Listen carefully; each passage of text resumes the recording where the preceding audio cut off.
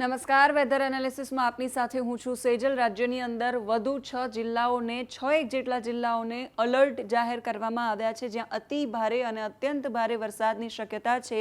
આ સિવાય નવી એક સિસ્ટમ પણ બની રહી છે। સિસ્ટમ ગુજરાતને કેટલી અસર કરવાની છે, આ બધા જ વિષયો પર વાત કરવી છે। સૌથી પહેલા વિંડીમાં જોઈ લઈએ કે વિંડી શું અનુમાન લગાવી રહ્યું છે। હવામાન વિભાગનું લેટેસ્ટ અપડેટ પણ આવ્યું છે, એ પણ જોઈશું અને તમે પણ અમારા સુધી પહોંચાડતા રહેજો કે તમારા ગામ, જિલ્લા, શહેર અને વિસ્તારમાં કેવું માહોલ છે।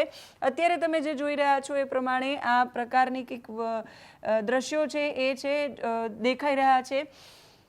એક ઓફશોર ટ્રફ છે, એક મોન્સૂન ટ્રફ છે, સાયક્લોનિક સર્ક્યુલેશન છે, એક તરફ લો પ્રેશર એરિયા છે અને એક નવી સિસ્ટમ હજુ બનવાની છે, જેના કારણે રાજ્યની અંદર વરસાદ છે એ વરસી રહ્યો છે। આ તરફ ઓફશોર ટ્રફ, આ તરફ છે એ મોન્સૂન ટ્રફ છે, જેના કારણે વરસાદ ગુજરાતમાં પડી રહ્યો છે। એના સિવાય સાયક્લોનિક સર્ક્યુલેશન પણ સક્રિય છે આ તરફ અને આ તરફ। એના સિવાય બંગાળની ખાડીમાં પણ એક નવી સિસ્ટમ બનવાની છે।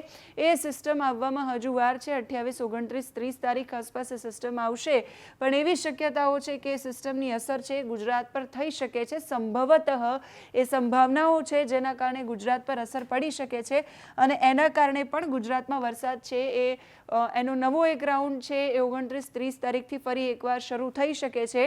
અત્યારે વરસાદ ઓલરેડી ગુજરાતની અંદર ધબધબાટી બોલાવી રહ્યો છે। એ વિસ્તારોમાં વરસાદ પડી પણ રહ્યો છે। દક્ષિણ ગુજરાતમાં ખાસ વરસાદ પડી રહ્યો છે।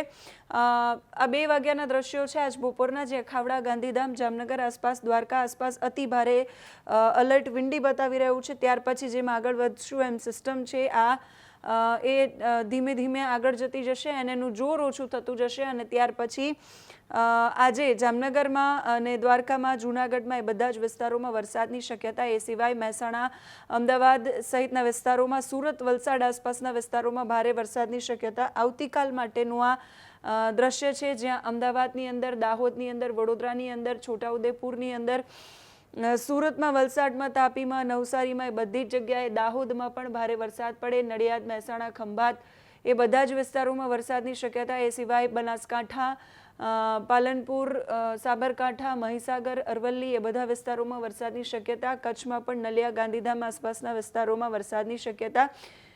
સુરેન્દ્રનગર, થાન આસપાસના વિસ્તારોમાં વરસાદ। જૂનાગઢ, ગીર સોમનાથ સહિતના, પોરબંદર સહિતના વિસ્તારોમાં પણ વરસાદની શક્યતા વિંડી વ્યક્ત કરી રહ્યું છે।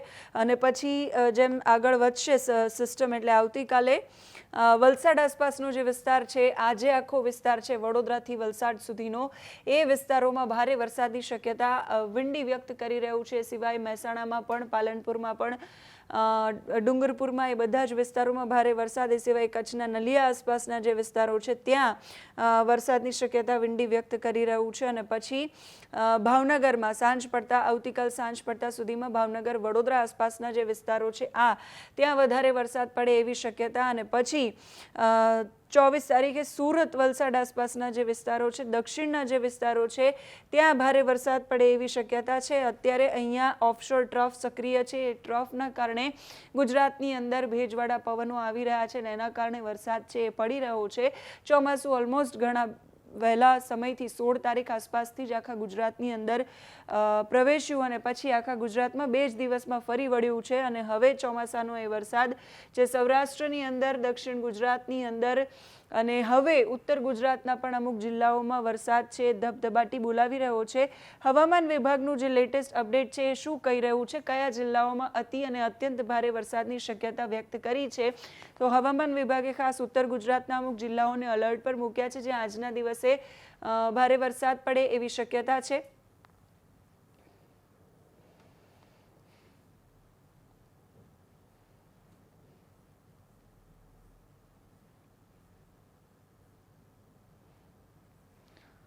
તો આજના 22 તારીખનું આજનું આ હવામાન વિભાગનું પૂર્વાનુમાન છે કે જ્યાં બનાસકાંઠાને રેડ એલર્ટમાં મૂકવામાં આવ્યું છે, એટલે બનાસકાંઠામાં અત્યંત ભારે વરસાદ પડે એવી શક્યતાઓ છે। એની સાથે પવનની ગતિ પણ તેજ હશે એવી પણ આગાહી હવામાન વિભાગે વ્યક્ત કરી છે। અને અહીંયા તમે જોઈ શકો છો સૌરાષ્ટ્રમાં પણ 4 જિલ્લાઓ એવા છે કે જેને રેડ એલર્ટમાં મૂકવામાં આવ્યા છે, એટલે ત્યાં પણ અત્યંત ભારે વરસાદની શક્યતા હવામાન વિભાગે વ્યક્ત કરી છે।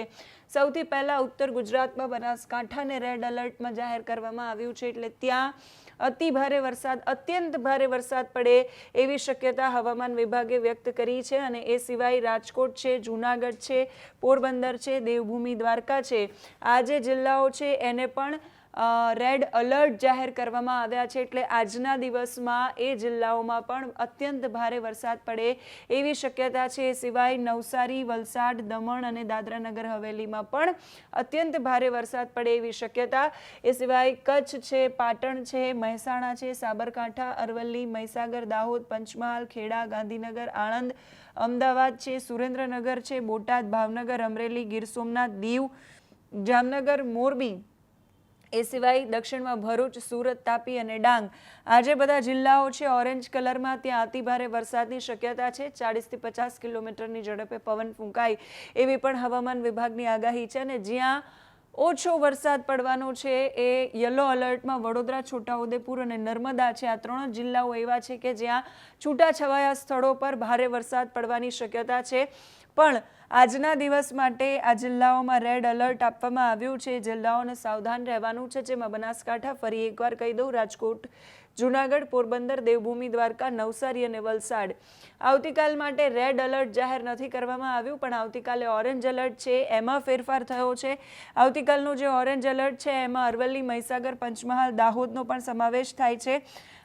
એમાં ઓરેન્જ અલર્ટ આપવામાં આવ્યું છે. એટલે અરવલ્લીમાં, મહીસાગરમાં, દાહોદમાં, પંચમહાલમાં, આણંદમાં, વડોદરામાં, ભરૂચમાં, નવસારી, વલસાડ, દમણ અને દાદરા નગર હવેલીમાં અતિ ભારે વરસાદ પડશે એવી શક્યતા. સૌરાષ્ટ્રમાં બોટાદ, ભાવનગર અને અમરેલીમાં અતિ ભારે વરસાદ પડે આવતીકાલે એ પ્રકારની શક્યતા. એ સિવાય સૌરાષ્ટ્રમાં ગીર સોમનાથ, દીવ, જૂનાગઢ, રાજકોટ, સુરેન્દ્રનગર, અમદાવાદ, ખેડા, ગાંધીનગર, મહેસાણા, સાબરકાંઠા અને બનાસકાંઠામાં પણ યલો અલર્ટ છે. એટલે ત્યાં ભારે વરસાદ. છોટાઉદેપુર, નર્મદા, સુરત, તાપી અને ડાંગમાં પણ ભારે વરસાદ પડે એવી હવામાન વિભાગની આગાહી છે, પૂર્વાનુમાન છે. અતિ ભારે અને ભારે વરસાદની આગાહી આવતીકાલ માટે પણ છે.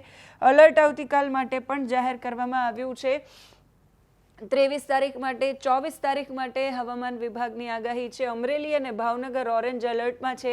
એટલે ત્યાં અતિભારે વરસાદ પડે એવી શક્યતા. નવસારી, વલસાડ, દમણ, દાદરા નગર હવેલીમાં પણ અતિભારે વરસાદ પડે એવી શક્યતા.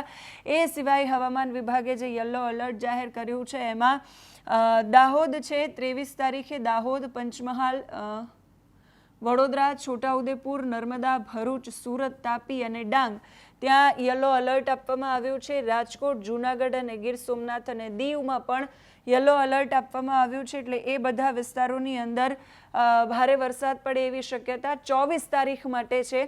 25 તારીખ માટે પણ ઓરેન્જ અલર્ટ અને યલો અલર્ટ જાહેર કરાયા છે. અરવલ્લી, મહીસાગર, પંચમહાલ, દાહોદ, છોટાઉદેપુરમાં ઓરેન્જ અલર્ટ, નવસારી, વલસાડ, દમણ, દાદરા નગર હવેલીમાં ઓરેન્જ અલર્ટ, ભાવનગર, અમરેલીમાં પણ ઓરેન્જ અલર્ટ. એટલે ત્યાં અતિ ભારે વરસાદની શક્યતા છે.